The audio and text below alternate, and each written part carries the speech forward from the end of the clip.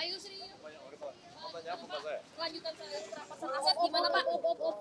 Jadi RUU perampasan aset itu kan diajukan oleh DPR ya pada masa pemerintahan Presiden Jokowi yang lalu, dan itu sudah masuk prolegnas 2024-2029. Jadi setelah terjadi pergantian pemerintah, apakah DPR masih akan sama dengan draft yang mereka ajukan pada tahun 2023 itu, atau mungkin akan melakukan revisi terhadapnya.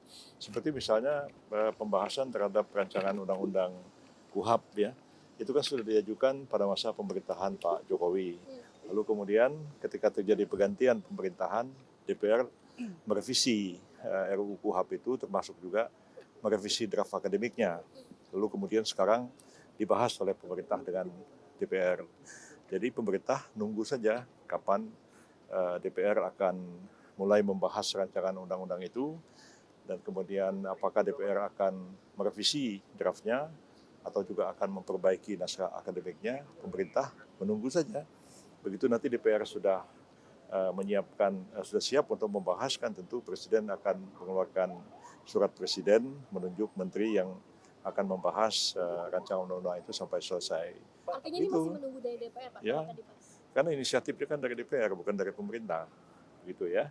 Pak, tapi ada peluang nggak sih untuk dari pemerintah pusat sendiri untuk membentuk Perpu misalnya untuk menstimulus lagi atau mendorong? Enggak, belum ada alasan untuk mengeluarkan Perpu untuk itu, karena Perpu kan harus dikeluarkan dalam hal ihwal kegentingan yang memaksa.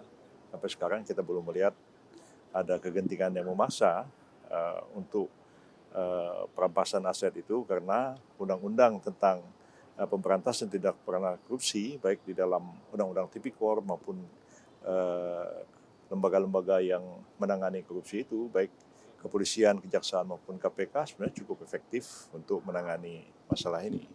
Jadi saya kira belum ada urgensinya untuk mengeluarkan peraturan pemerintah pengganti undang-undang.